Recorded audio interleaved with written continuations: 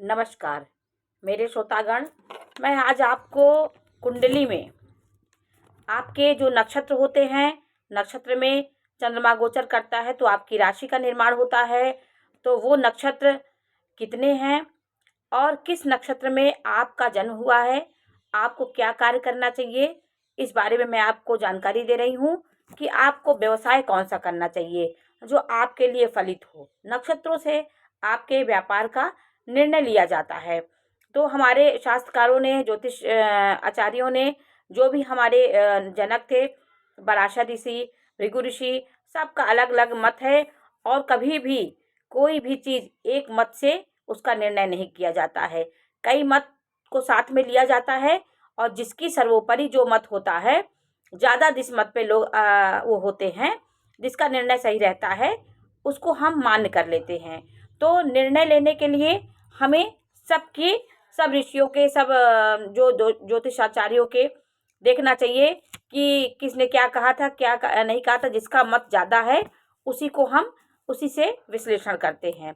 तो एक मत से कभी कोई चीज़ धरती पे नहीं है, उसके कई काट है, कई विश्लेषण उसके साथ जुड़े होते हैं। तो 27 नक्षत्रों से आप अपने व्यवसाय के बारे में जान सकते हैं। देखिए, पहला नक्षत्र होता है अश्वनी।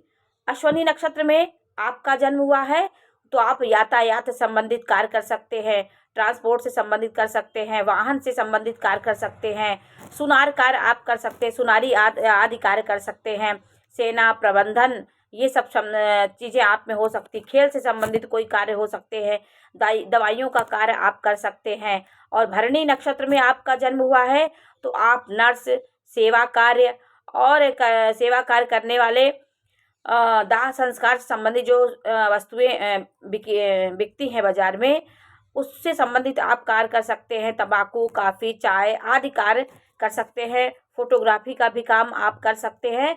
और डॉक्टर से संबंधित जानवरों के डॉक्टर से संबंधित जो भी कार्य हो, दवाइयों कार्य, ये सब आप कर सकते हैं भरणी नक्षत्र के आप हैं तो।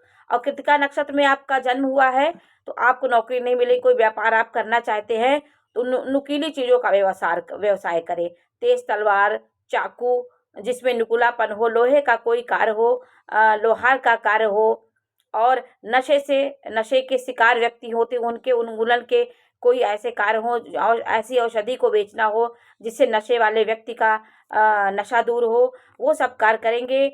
और लोगों को सुधारने का जो कार्य होता है, सही मंत्रणा देने का कार्य होता है, एडवाइज़र टाइप के आप हो सकते हैं।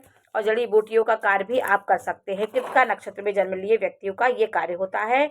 और रोहिणी नक्षत्र में जन्म लेने वाले व्यक्ति खान पान से संबंधित कार्य करें, होटल कला से संबंधित कोई कार्य करें। आप होटल मैनेजमेंट का कोर्स कर लीजिए। होटल से संबंधित कोई डिग्री आपके पास हो जिसमें होटल में आपको जाना हो, भले आप खाना ना बनाए, कुछ ना करें, लेकिन वहाँ जुड़ करके आप उन्नति कर सकते हैं और रचनात्मक कार्य कर सकते हैं। होटल खोल सकते हैं, गेस्ट हाउस खोल सकते हैं और सुगंधित पदार्थों का कार्य आप कर सकते हैं।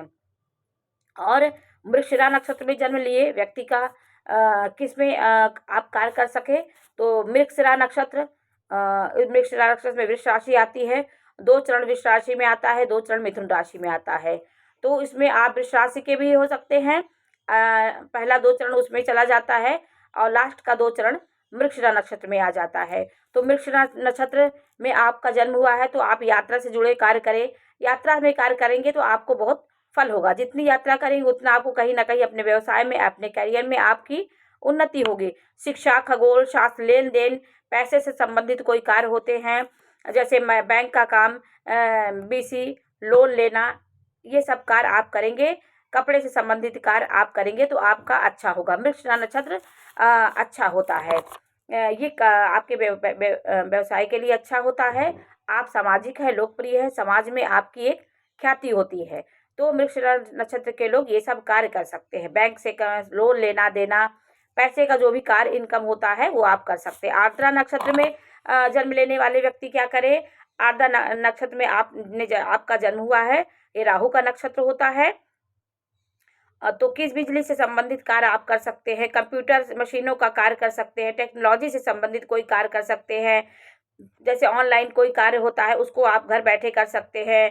और पैकिंग का जो काम होता है, फूड पैकिंग का जो कार्य होता है, जो घर में भोजन बनाने का टिफिन आदि का कार्य होता है, आर्द्र नक्षत्र वाले ये सब करेंगे तो आपके लिए सफल होगा। पुनर्वसु नक्षत्र में जन्म लेने वाले व्यक्ति किताबों का कार्य करे, स्टेशनरी का कार्य करे, यात्रा से संबंधित कार्य करे, मैनेजमेंट से संबंधित कार्य करे, टीचर विद्या देने का कार्य करे और इतिहास, पुरातत्व, पशुपालन, ज्वलनशील पदार्थों का व्यवसाय जैसे पेट्रोल है, ज़मीन में जो भी खनन होता है, ज़मीन से जो भी तेल भी निकलता है, खनन से कार्य कर सकते हैं। और आप मकान से संबंधित कार्य, दलाली कर सकते हैं, एजेंट हो सकते हैं, मकान के बनाने में जो भी ठेकेदार होते हैं ये सब कार्य आप कर सकते हैं। पुनर्वसु नक्षत्र बृहस्पति का नक्षत्र होता है। इस नक्षत्र का एक चरण कर्क में आता है और 3 चरण मिथुन में आता है। तो पुनर्वसु नक्षत्र में आप किताबों से संबंधित, क्योंकि बृहस्पति का नक्षत्र है तो पढ़ाई लिखाई संबंधित जो भी कार्य होंगे आप उसको करेंगे तो आपको दिन दिन आपकी वृद्धि होगी। शिक्षा से संबंधित टीचर हैं, ये सब आप कर सकते हैं। पुष्य नक्षत्र के आप हैं, ये शनि का नक्षत्र है। आप जानते हैं कि पुष्य नक्षत्र बहुत शुभ नक्षत्र होता है, बृहस्पति इसमें बैठ करके बहुत अच्छा फल देता है। तो पुष्य नक्षत्र में आपका जन्म हुआ है तो दूध से संबंधित आप कार्य कर सकते हैं, होटल कार्य कर सकते हैं, होटल में जो आप कार्य किसी भी तरह से उच्च पद भी उसमें पा सकते हैं, छोटे भी कार्य कर सकते हैं। आपके शिक्षा के अनुसार, आपके क्षमता के अनुसार आपको वहाँ काम मिल सकता है। तो पुष्य नक्षत्र में लीडरशिप आप कर सकते हैं। धार्मिक कार्य आपके लिए बहुत शुभ होगा और धार्मिक आयोजन आप करा सकते हैं, उसमें भाग लेकर के आप अपने व्यवसाय को आगे बढ़ा सकते हैं, उसमें भी आप बहुत नाम कर सकते हैं। आपका फायदा भी होगा और आप धर्म कर्म से भी जुड़े रहेंगे। तो पुष्य नक्षत्र शुभ नक्षत्र होता है। बृहस्पति इस नक्षत्र में यदि बृहस्पतिवार आ जाए तो गुरु पुष्य नक्षत्र होता है, ये बहुत शुभ होता है। और नक्षत्र अश्लेखा नक्षत्र 9वां नक्षत्र होता है, ये बुध का नक्षत्र है। इसमें व्यक्ति का जन्म हुआ है तो आप पेट्रोलियम, सिगरेट, दवाइयों का कार्य कर सकते हैं और पान की दुकान है, सिगरेट आदि का व्यवसाय करने में आप आगे रहें। और तांत्रिक कार्य जैसे सांप से जहर निकालने का कार्य, ट्रेवल कार्य और मनोविज्ञान का काम, आत्मा से जुड़े जो भी कार्य, आत्मा बुलाने का कार्य, आत्मा का आवाहन करते हैं, आसन ध्यान आदि जो करते हैं वो आप अश्लेखा नक्षत्र में कर सकते हैं। अश्लेखा नक्षत्र ये मूल नक्षत्र के अंतर्गत आता है। कर्क राशि इसके अंतर्गत आती है। कर्क राशि में एक चरण पुनर्वसु का होता है, चारों चरण पुष्य के होते हैं और अश्लेखा के चारों चरण, तो 9 चरण से एक राशि का निर्माण होता है। मघा नक्षत्र ये भी 10वां नक्षत्र, ये भी मूल का नक्षत्र होता है। इसमें सिंह राशि आती है, इसके चारों चरण सिंह राशि में आते हैं। शाही घराने के से संपर्क रखने वाले व्यक्ति होते हैं और बहुत ऊंची आवाज में बोलने वाले, गंभीरता इनके अंदर होती है, मैनेजमेंट करने की क्षमता इनके अंदर होती है, सरकार से संबंधित कार्य करने में सबसे आगे रहते हैं, पुरातत्व, विज्ञान, शोध कार्य और ऐसे कार्य जिसमें आपकी मान प्रतिष्ठा सम्मान बढ़े वो कार्य आप कर सकते हैं और समाज में नेता का भी आप कार्य कर सकते हैं। मघा नक्षत्र सिंह राशि में आता है। पूर्वा फाल्गुनी नक्षत्र देखिए, मघा नक्षत्र केतु का नक्षत्र है और पूर्वा फाल्गुनी नक्षत्र जो होता है वो शुक्र का नक्षत्र है। शुक्र का नक्षत्र ये भी सिंह राशि में आता है। इसके चारों चरण सिंह राशि में आते हैं। मघा, पूर्वा फाल्गुनी के चारों चरण सिंह राशि में आते हैं और एक नक्षत्र उत्तरा फाल्गुनी नक्षत्र में आते हैं। तो पूर्वा फाल्गुनी नक्षत्र देखिए कौन सा नक्षत्र, इसमें आप क्या कर सकते हैं, महिलाओं से संबंधित जो भी श्रृंगारिक कार्य आप जैसे ज्वेलरी का आप दुकान ले, चूड़ियों का दुकान हो जाए, कपड़े का दुकान हो जाए, ब्यूटिशियन के जो भी कार्य होते हैं और दान पुण्य